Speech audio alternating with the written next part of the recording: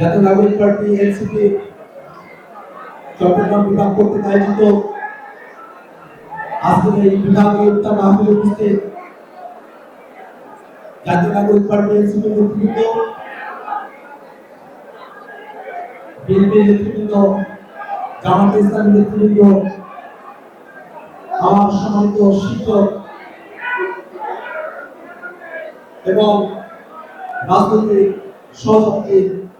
সহযোগীবৃন্দ, আপনাদের সকলকে জাতীয় নাগরিক পার্টি এনসিপি কেন্দ্রীয় কমিটির পক্ষ থেকে শুভেচ্ছা এবং মোবারকবাদ। 24 অভ্যুত্থানের মধ্য দিয়ে আমরা একটা নতুন বাংলাদেশের স্বপ্ন দেখেছিলাম। বাংলাদেশের কিছু রাজনৈতিক প্রশ্নকে আমরা সমাধান করতে চেয়েছিলাম। আমরা 24 অভ্যুত্থানের অগ্রগতির সময়ে এই বাংলাদেশ রাষ্ট্রটাকে নতুন করে গড়ার জন্য গণ পরিষদের দাবি করেছিলাম, নতুন সংবিধানের কথা বলেছিলাম। কিন্তু স্থিতিশীলতার স্বার্থে এই বাংলাদেশে আমরা ঐক্যবদ্ধ কমিশনে সংস্কারের পক্ষে আমরা কথা বলেছি। ঐক্যবদ্ধ কমিশনে দীর্ঘদিন আমরা সংস্কারের পক্ষে কথা বলেছি। আমরা ঐক্যবদ্ধ কমিশনের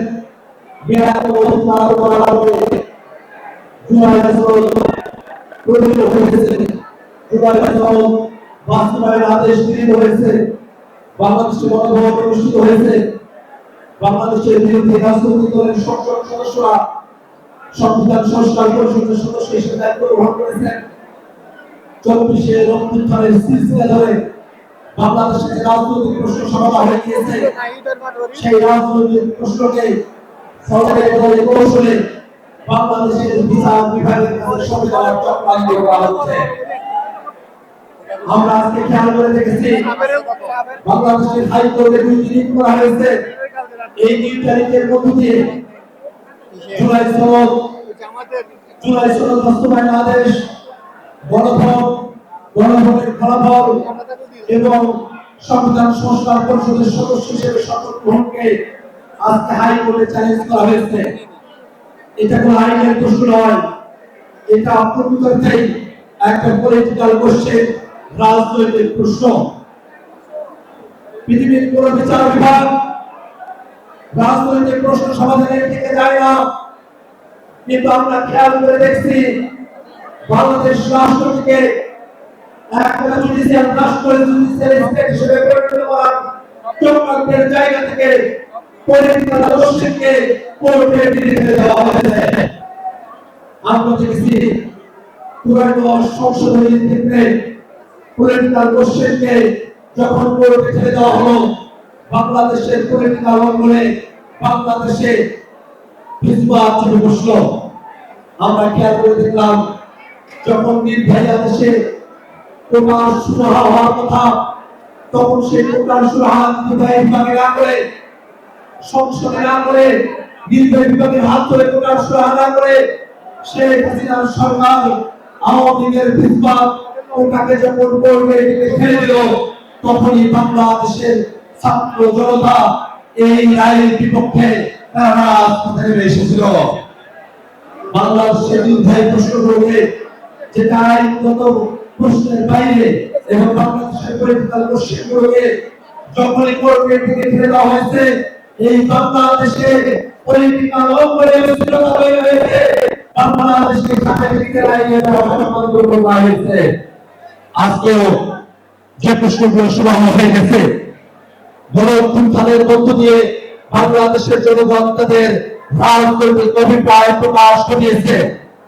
অধিকন্তু গণভোটের মধ্য দিয়ে বাংলাদেশের অধিকাংশ জনগণ তাদের রাজনৈতিক অভিপ্রায় তারা জানান দিয়েছে।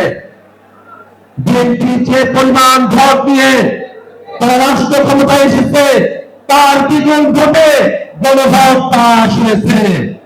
অতএব যে পরিমাণ ভোটের দলগুলো তারা টুকটাক বিতরণকে লড়াই করছে, তাদের মনে রাখা প্রয়োজন তাদের থেকে বেশি বৈধতা গণভোটের, তাদের থেকে বেশি বৈধতা জুলাইদের, তাদের থেকে বেশি বৈধতা জুলাই গণঅভ্যুত্থানের।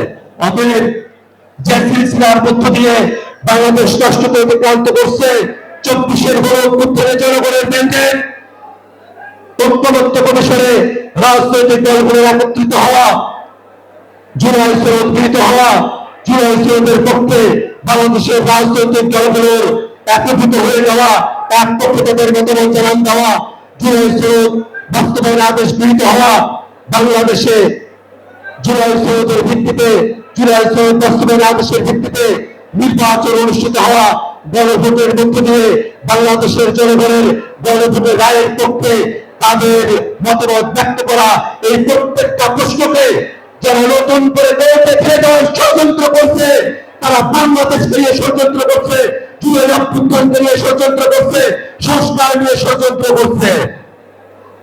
যে রাজনৈতিক শক্তি আমাদের কাছে খবর এসেছে আজকে জুলাই সনদের বিপক্ষে, সংস্কারের বিপক্ষে আজকে কোর্টে যে রিট করা হয়েছে, সেই রিটের শুনানির সময় থেকে এই শুনানিগুলোর পক্ষে বিএনপির আইনজীবীরা কোর্টের রুমে থেকে উপস্থিত হয়েছিলেন।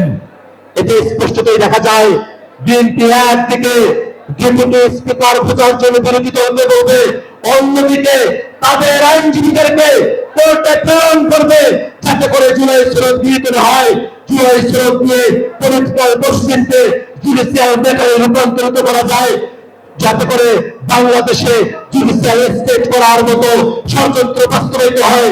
তার জন্য বিএনপি কাজ করবে, এমন ধরনের বিচারিকা বাংলাদেশের জনগণ কোনোভাবেই গ্রহণ করবে না। বাংলাদেশের পলিটিক্যাল কোশ্চেনগুলোকে যখন কোর্টে থেকে ফেলে দেওয়া হয়েছিল, ত্রয়োদশ সংশোধনীতে কোর্টের থেকে ফেলে দেওয়া হয়েছিল, কোটা ব্যবস্থাকে কোর্টের থেকে ফেলে দেওয়া হয়েছিল, পরিণতি কিন্তু ভালো হয় নাই। আমরা যারা বাংলাদেশের বিচারালয়ে আছেন তাদের প্রতি শ্রদ্ধা সম্মান রেখে বলতে চাই, অনেকে না বুঝে ষড়যন্ত্রমূলক ভাবে পলিটিক্যাল কোশ্চেনগুলোকে হাইকোর্টে চ্যালেঞ্জ করতে পারে, কিন্তু হাইকোর্টকে তার মেরুদণ্ড সোজা রাখতে হবে। হাইকোর্টকে স্পষ্ট করে বলতে হবে, হাইকোর্ট সুপ্রিম কোর্ট কোন পলিটিক্যাল কোশ্চেন ডিল করতে পারে না। হাইকোর্ট সুপ্রিম কোর্ট শুধুমাত্র আইনগত কোশ্চেন ডিল করবে। হাইকোর্ট সুপ্রিম কোর্ট কোন ষড়যন্ত্রের সাথে পা দেবে না।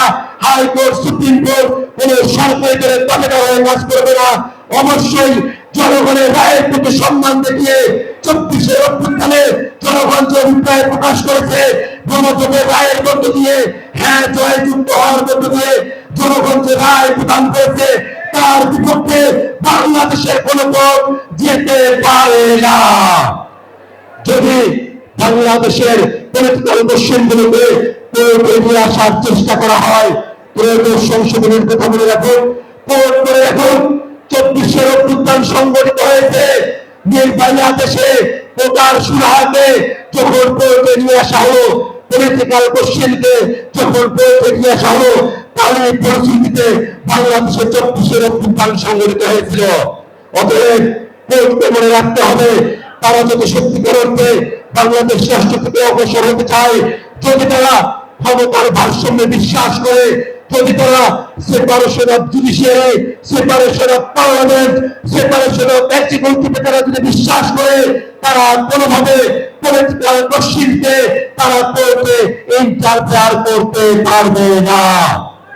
আমরা জাতীয় নাগরিক পার্টি এবং বাংলাদেশের জনগণের পক্ষ থেকে বাংলাদেশের বিচারালয় এবং বাংলাদেশে যারা ক্ষমতায় আছেন বিএনপিকে আমরা বলতে চাই, জনগণের অভিপ্রায়ের বাইরে যাওয়ার চেষ্টা করবেন না, পরিণতি ভালো হবে না। জুলাই সনদের বাইরে যাওয়ার চেষ্টা করবেন না, পরিণতি ভালো হবে না। গণভোটের রায়ের বাইরে যাওয়ার চেষ্টা করবেন না, পরিণতি ভালো হবে না। আমরা খেয়াল করে দেখেছি এই বিএনপি সরকার, তারা তাদের মতো করে তারা সংবিধানকে তারা ব্যাখ্যা করে।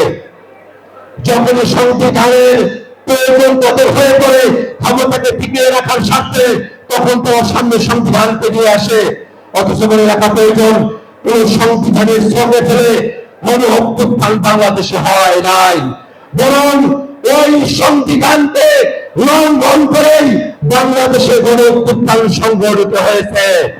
বর্তমানে বাংলাদেশ যে সাংবিধানিক ধারাবাহিকতা বলা হয়, সেটা পাওয়া যায় কনস্টিটিউশনাল, সেটা এক্সট্রা কনস্টিটিউশনাল, সেটা পিওরলি কনস্টিটিউশনাল ব্যাপার নয়। অতএব পিওরলি কনস্টিটিউশনাল দৃষ্টিভঙ্গি দিয়ে, সাংবিধানিক দৃষ্টিভঙ্গি দিয়ে, পুরোপুরি সাংবিধানিক দৃষ্টিভঙ্গি দিয়ে বাংলাদেশের জুলাই অভ্যুত্থান পরবর্তী রাষ্ট্র ব্যবস্থাকে ব্যাখ্যা করা সম্ভব নয়। বাংলাদেশের জুলাই অভ্যুত্থান পরবর্তী রাষ্ট্র ব্যবস্থাকে ব্যাখ্যা করতে হবে কোয়াজাই সংবিধানের কনস্টিটিউশনাল ব্যাখ্যা দিয়ে।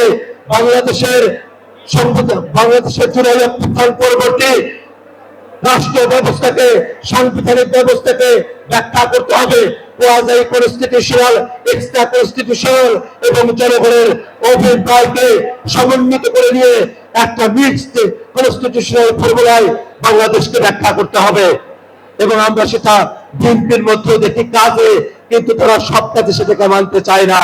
আমরা দেখেছি বাংলাদেশের প্রধানমন্ত্রী সংবিধানে উল্লেখিত শেখ মুজিবুর রহমানের ছবিকে সরিয়ে দিয়ে তিনি তার প্রেস ব্রিফিং, জাতীয় উদ্দেশ্যে ভাষণ তিনি দিয়েছেন। কোথায় গেল সংবিধানের কথা? কারণ আমরা জানি এই সংবিধান যেটা বাংলাদেশে 24 অভ্যুত্থানের আগে পর্যন্ত ছিল, আওয়ামী লীগ জোর জবরদস্তি ভাবে আওয়ামী লীগের এজেন্ডাকে এই সংবিধানে তারা প্রযুক্ত করেছিল। অতএব নতুন করে বাংলাদেশকে গড়তে হলে আওয়ামী সংবিধান থেকে বেরিয়ে আসতে হবে। জনগণের সংবিধানকে প্রণয়ন করার জন্য অবিলম্বে বিএনপির সংসদ সদস্যদেরকে সংবিধান সংস্কার পরিষদের শপথ গ্রহণ করতে হবে। যদি দেশনেত্রী বেগম খালেদা জিয়ার পথে থাকতে চান, অবিলম্বে জল ঘোলা করা না করে আপনারা সংবিধান সংস্কার পরিষদের শপথ গ্রহণ করবেন। কোন ধরনের জনগণের সঙ্গে চাতুরি করা যাবে না।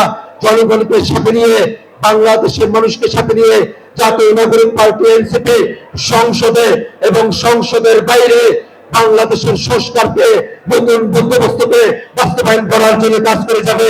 সেই কাজের সাথে বীর চট্টগ্রামবাসীকে, চট্টগ্রাম বিভাগের এনসিপির নেতৃবৃন্দকে, কর্মীদেরকে এবং চট্টগ্রামের আপামর জনতাকে, চট্টগ্রামের সকল রাজনৈতিক দলকে একত্রিত থাকার আহ্বান জানিয়ে আমি আমার বক্তব্য এখানে শেষ করছি।